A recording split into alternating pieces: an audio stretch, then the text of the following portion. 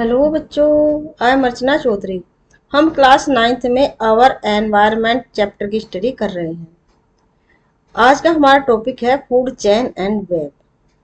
Food chain मतलब किस तरह से एक एनिमल दूसरे एनिमल को खा रहा है एक चैन के रूप में, उसे बोलते हैं फूड चेन। एक्चुअल में ऐसी कोई भी चेन एग्जिस्ट नहीं करती है, क्योंकि एक हर्बीवोर डियर थोड़ा ही ना है, काऊ भी है, बफेलो भी है। जैसे ये है, एक टिड्ढे ने, एक ग्रास होपर ने ये ग्रास को खाया, उसके बाद ये फ्रॉग, फ्रॉग को स्नेक, स्नेक को ईगल ने खाया। ये एक चैन में ही हो ये जरूरी तो नहीं है। मतलब जो ये ग्रास होपर है इसे दूसरा एनिमल भी खा सकता है, स्नेक को दूसरा एनिमल भी खा सकता है। एक्चुअल में स्टडी को इजी बनाने के लिए इसे हम एक फूड चैन के रूप में दिखाते हैं, ठीक है ना। और वे मतलब जहां बहुत सारी फूड चैन इंटरकनेक्टेड होती है उसे कहते हैं food web. We have formed a series of organisms feeding on one another. This series or organisms taking part at various biotic level form a food chain. मतलब ये सभी जितने भी एनिमल हैं अलग अलग बायोटिक लेवल से बिलोंग करते हैं। बायोटिक लेवल मतलब ये जो है ना, ये प्लांट, ये होते हैं प्रोड्यूसर। और जो प्लांट को डायरेक्टली खाते हैं वो होते हैं हर्बीवोर, और जो हर्बीवोर को खा रहा है वो होता है कार्निवोर, है ना। तो इनका जो बायोटिक लेवल है वो अलग अलग होता है। इस तरह देखो, ये प्लांट है, प्लांट को ग्रास होपर खा रहा है, मतलब ये हर्बीवोर है। हर्बीवोर को फिर फ्रॉग खा रहा है, ये कार्निवोर है। फिर ये फ्रॉग को स्नेक खा रहा है, और स्नेक को फिर ईगल खा रहा है, ठीक है। तो ये अलग अलग अपने बायोटिक लेवल से बिलोंग करते हैं। ईच स्टेप और level of the food chain form A trophic level. मतलब फूड चैन का हर स्टेप, मतलब फूड चैन का हर स्टेप एक ट्रॉपिक लेवल को बनाता है। ट्रॉपिक लेवल, ट्रॉपिक मीन्स होता है न्यूट्रिशन, मतलब न्यूट्रिशन के लेवल। और इसको एक पिरामिड से शो करते हैं ऐसे, ठीक है। जो सबसे नीचे का होता है वो होता है प्रोड्यूसर का। इसमें सबसे ज्यादा एनर्जी होती है, इसलिए सबसे बड़े बॉक्स के रूप में इसको दिखाते हैं, ठीक है ना। जो प्रोड्यूस कर रहा है, तो जो एनर्जी वो प्रोड्यूस कर रहा है ना, सनलाइट से वो 1% एनर्जी को ट्रैप करता है, जिससे वो अपना फूड बनाता है, ठीक है ना। लेकिन जो वो एनर्जी बना रहा है, कोई भी काम करता है ज्यादा किसके लिए करता है? अपने लिए करता है ना। डोनेट कौन करेगा? जिसके पास बहुत ज्यादा पैसा होगा, चलो थोड़ा एक्स्ट्रा है तो हम डोनेट कर देंगे, लेकिन वो थोड़ा डोनेट करते हैं, सारा थोड़े करते हैं, ज्यादा अपने आप कंज्यूम कर लेते हैं, ठीक है ना। इसी तरह जो प्रोड्यूसर है ना, वो 90% अपने आप ही कंज्यूम कर लेते हैं, अपनी बायोलॉजी एक्टिविटी में एक्सपेंड कर लेते हैं, और बाकी का जो 10% है वो नेक्स्ट ट्रॉपिक लेवल की तरफ भेजते हैं, ठीक है ना। मतलब जो एनर्जी स्टोर हुई ना 10%, वो ही दूसरे ट्रॉपिक लेवल में जाती है। मतलब एनर्जी कम होती जाती है, और सबसे ऊपर के लेवल में सबसे कम एनर्जी होती है, इसीलिए जो लायन है ना सबसे कम संख्या में देखने को मिलते हैं। जबकि जो हर्बीवोर है वो बहुत एक लार्ज नंबर में दिखाई पड़ते हैं, ठीक है। The autotrophs or the producer are at the first trophic level. जो प्रोड्यूसर होते हैं वो फर्स्ट ट्रॉपिक लेवल पे होते हैं, ठीक है, क्योंकि वो एनर्जी प्रोड्यूस कर रहे हैं। उसे ऑटोट्रोपिक कहते हैं। ऑटो मीन्स होता है स्वयं, सेल्फ, और ट्रोफ्स ट्रॉपिक लेवल से बिलोंग करता है, इसे आप उसको प्रोड्यूसर भी बोलते हैं। They fix up the solar energy and make it available for heterotrophs or the consumers. जो प्रोड्यूसर होते हैं वो सोलर एनर्जी को ट्रैप करते हैं। उनके पास एक पिगमेंट होता है इस एनर्जी को ट्रैप करने के लिए, उसे कहते हैं क्लोरोफिल पिगमेंट।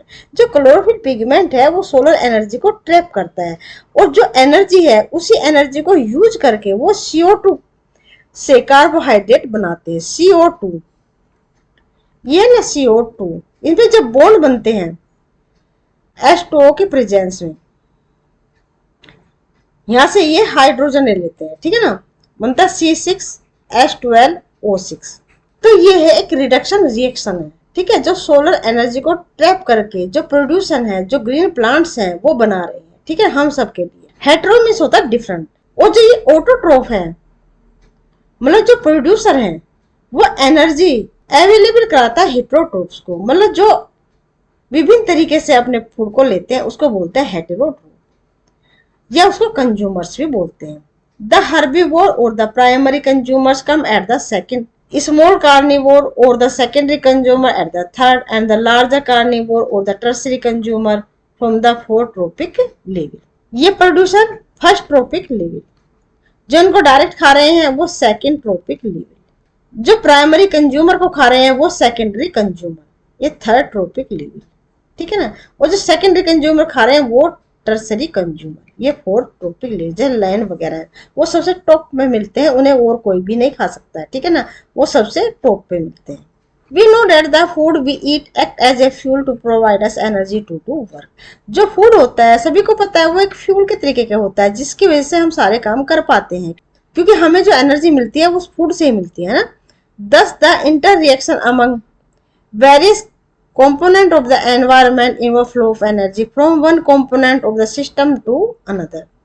इस तरह से वन कंपोनेंट से एनर्जी फ्लो हो रही है दूसरे, मतलब जो एनर्जी की डायरेक्शन होती है ना वो वन वे होती है, वन वे होती है, मतलब प्लांट से एनिमल की तरफ होती है। ऐसा नहीं एनिमल के बाद फिर प्लांट में आ जाए, ऐसा नहीं होता है। एनर्जी का जो फ्लो होता है वो हमेशा ही वन डायरेक्शन में होता है। प्लांट से हर्बीवोर, हर्बीवोर से कार्निवोर, कार्निवोर से सेकेंडरी, सेकेंडरी से लास्ट, ठीक है, इस तरह से। As we have study the autotroph capture the energy present in sunlight and convert it into chemical energy. जो सनलाइट है उसकी एनर्जी किस में चेंज करते हैं? केमिकल एनर्जी में, क्योंकि इसमें केमिकल बॉन्ड बनते हैं। CO2 में प्रोसेसिंग होती है और उसमें बॉन्ड बनते हैं, और बॉन्ड बनने की वजह से बन जाता है C6H12O6, एनर्जी बन जाती है ना, इसको बोलते हैं chemical energy. This energy support all the activities of the living world। From autotroph the energy goes to the heterotroph and decomposer। जो डिकम्पोजर होते हैं जो सबको डिकम्पोज करते हैं लास्ट में, जैसे बैक्टीरिया और फंगस होते हैं वो डिकम्पोजर में ही आते हैं, ठीक है ना। However, as we saw in previous chapter on the source of energy, when one form of the energy is changed to the another, some energy is lost to the environment in form which cannot be used again। ये thermodynamic के law होते हैं। First law होता है कि energy को, मतलब जो एनर्जी है उसकी फॉर्म चेंज हो सकती है, मतलब एक फॉर्म से दूसरे फॉर्म में वो चेंज हो सकती है, वो ना तो बन सकती है ना ही उसको डिस्ट्रॉय किया जा सकता है। ये है थर्मोडायनेमिक का फर्स्ट लॉ। लेकिन कुछ एनर्जी है जो हीट के रूप में वेस्ट हो जाती है, उसे बोलते हैं entropy. The flow of energy between various component of the environment has been extensively studied and it has been found that. Number 1, the green plant in the terrestrial ecosystem। in terrestrial ecosystem, terrestrial means होता है जमीन से, थल से, capture about 1% of the energy of sunlight that fall on their leaves and convert that into food energy। मतलब 1% energy होती है ना सनलाइट की, सिर्फ उसी को वो ट्रैप करते हैं और उसी से एनर्जी बनाते हैं। नंबर दूसरा point, when green plants are eaten by primary consumer, a great deal of energy is lost as heat to the environment। मतलब जो प्राइमरी कंज्यूमर प्लांट से एनर्जी लेते हैं तो बहुत सारी एनर्जी हीट के रूप में लॉस्ट हो जाती है। Some amount goes into digestion and in doing work and the rest going toward growth and reproduction. कुछ एनर्जी को तो अपनी जो बायोलॉजी की प्रोसेस होती है जैसे डाइजेशन एंड अदर प्रोसेस है उसमें यूज कर लेते हैं, कुछ एनर्जी रिप्रोडक्शन में और कुछ एनर्जी ग्रोथ में वेस्ट हो जाती है। An average of 10% of the food eaten is turn into its own body and made available for the next level of the consumer. मतलब जो 10% एनर्जी होती है उसे ही प्लांट स्टोर रूप में रखते हैं, जो स्टोर्ड फूड मटेरियल होता है उसी को दूसरे कंज्यूमर खाते हैं, ईटन करते हैं, उससे एनर्जी वो लेते हैं। Therefore, 10% can be taken as an average value for the amount of organic matter that is present at each step and reach the next level of the consumer। इसका मतलब क्या है? सिर्फ 10% एनर्जी ही प्रेजेंट होती है नेक्स्ट ट्रॉपिक लेवल में।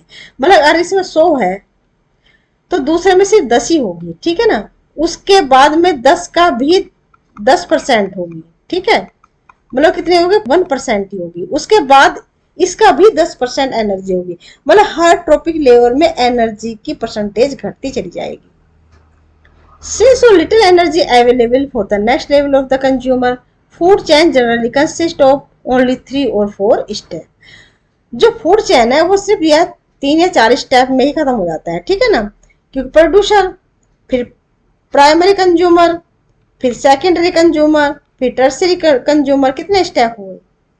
3-4 में वो खत्म हो जाती है। The loss of the energy at each step is so great that very little usable energy remain after 4 trophic level. मतलब जो एनर्जी का वेस्टेज है ना वो इतना अमाउंट में है कि जो टॉप पे ट्रोपिक लेवल है उसके पास एनर्जी कम से कम होती है, ठीक है ना। इसीलिए जो ट्रोपिक लेवल है ना वो 3 या 4 स्टेप में ही बस पूरे हो जाते हैं।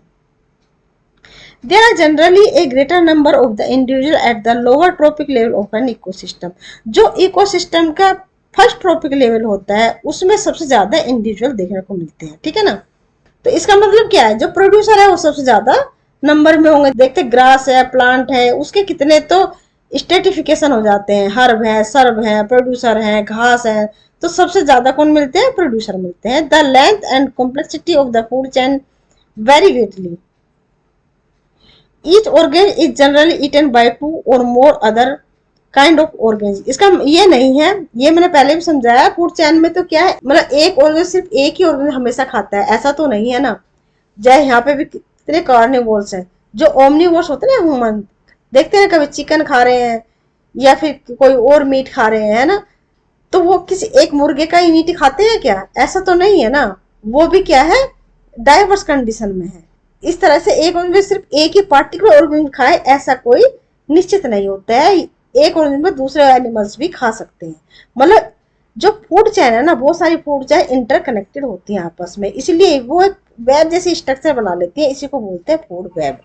विच in turn are eaten by several other organism, मतलब वो दूसरे ऑर्गेनिज्म के द्वारा भी खाए जा सकते हैं। So instead of a straight line food chain, the relationship can be shown as a series of branching line called a food web। मतलब फूड चैन के रूप में उसका हमेशा दिखाया जाए जरूरी नहीं है।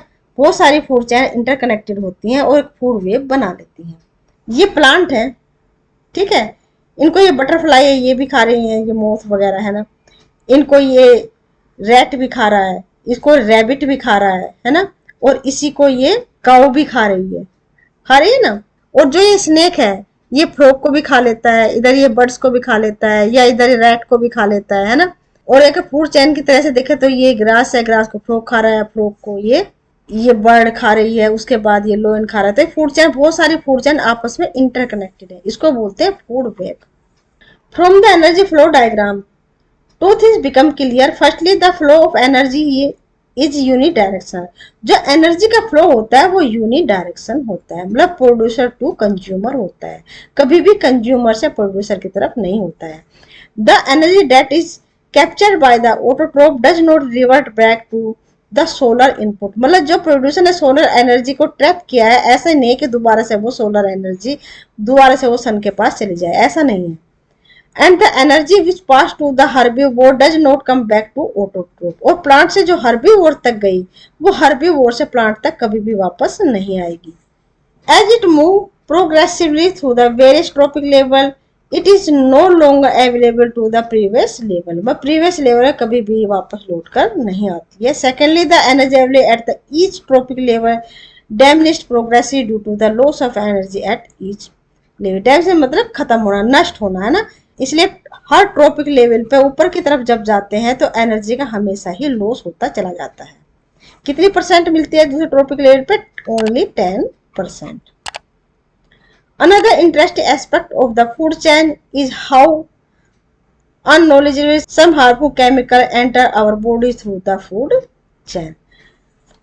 मतलब कुछ हार्मफुल केमिकल है जो हमारे बॉडी में स्टोर होते रहते हैं इस फूड चेन की वजह से, क्योंकि बहुत सारी पेस्टिसाइड है ना, कीटनाशक पदार्थ है जो प्लांट में हम डालते हैं ना। और वो जब हम खाना खाते हैं ना उन प्लांट से, वो धीरे धीरे बॉडी में कलेक्ट होता रहता है। We have read in the class 9 how water get polluted. मतलब वाटर किस तरह से पोल्यूटेड हो रहा है, ये 9th क्लास में पढ़ा था। One of the reason is the use of several pesticide and other chemical to protect our crop from disease and pest।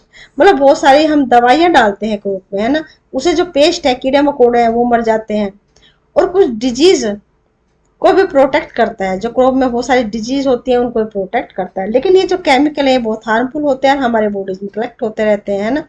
These chemical are either wash down into the soil or into the water bodies. बहुत सारे जो waste है वो अंदर water table तक चले जाते हैं ना। From the soil they are absorb by the plant along with water and mineral. Soil से क्या होता है, जो प्लांट है एब्जॉर्ब कर लेता है उन पेस्टिसाइड को, किसके साथ, वाटर और मिनरल के साथ। जब वाटर और मिनरल रूट के थ्रू प्लांट एब्जॉर्ब करता है, उसी के साथ ये पेस्टिसाइड को भी एब्जॉर्ब कर लेता है। and from the water bodies these are taken up by the aquatic plant. और जो वाटर बॉडीज में पेस्टिसाइड चले जाते हैं, जैसे नदी है, नाले हैं या समुंदर है, उसमें बहकर जब ये पेस्टिसाइड चला जाता है तो उसमें जो एनिमल्स हैं पानी के अंदर, जो ये एनिमल सर्वाइव कर रहे होते, तो उनके लिए जो पेस्टिसाइड है वो ज्यादा हार्मफुल होते हैं। It is one of the way in which they enter the food chain. और इस तरीके से जो पेस्टिसाइड है फूड चैन के अंदर घुस जाते हैं। As this chemical are not degradable, degradable कहते हैं समय के साथ जल्दी खत्म नहीं होते हैं, उनको डिग्रेडेबल कहते हैं। These get accumulated progressive at each tropic level। और हर ट्रॉपिक लेवल में जो पेस्टिसाइड है ना ये इकट्ठे होते रहते हैं। एक्यूमुलेशन मतलब इकट्ठे होते रहते हैं। As human being occupy the top level in any food chain. और जो ह्यूमन बीइंग है ना वो फूड चैन में ऊपर के ट्रॉपिक लेवल में मिलता है। तो जब मैक्सिमम कंसंट्रेशन होती है इन केमिकल्स की, सबसे ज्यादा ह्यूमन बीइंग में कलेक्ट हो जाती है। The maximum concentration of this chemical get accumulated in our body. This phenomenon is known as the biological magnification। इसे कहते हैं biological magnification। ये होता है important, ठीक है ना, ये important है biological magnification। This is the reason why our food chains such as wheat, rice, vegetable, fruit and even meat contain very amount of the pesticide residues. इसीलिए हमारे जो फूड मटेरियल है उसमें पेस्टिसाइड बड़ी मात्रा में मिलते हैं। They can not always be remove by washing और अदर मीन्स, दे रिमूव नहीं होते हैं, ठीक है, इसलिए बहुत ज्यादा हार्मफुल होते हैं। Question, what are trophic level? Trophic level क्या होता है? Give an example of a food chain and state the different trophic level in it. ये अभी अभी हमने सब कुछ पढ़ा है। That is the role of the decomposer in the ecosystem। और डिकम्पोजर का इकोसिस्टम में क्या काम होता है? डिकम्पोजर एक स्कैवेंजर का काम करते हैं। अगर डिकम्पोजर ना हो तो एनवायरनमेंट की साफ सफाई नहीं हो सकती, सारा एनवायरनमेंट दुर्गंध हो जाएगा, सब जगह जितने भी एनिमल होंगे ना उनकी डेड बॉडी पड़ी हुई होगी, है ना, क्योंकि गलेंगे सड़ेंगे तो है नहीं, वो खत्म नहीं होंगे। तो डिकम्पोजर का जो है काम बहुत ही मेन होता है। और डिकम्पोजर में बैक्टीरिया आते हैं, फंगी आते हैं, ठीक है। तो आज का टॉपिक हम यहीं तक रखते हैं। अगर आपको ये वीडियो पसंद आई है तो अपने मित्रों को लाइक करें, शेयर करें और सब्सक्राइब जरूर किया करें, ठीक है बच्चों। अगले टॉपिक से हम पढ़ेंगे how do our activities affect the environment, ठीक है। ये टॉपिक हम यहाँ से शुरू करेंगे। तो मिलते हैं नेक्स्ट वीडियो के साथ। Till then bye bye, be happy, take care.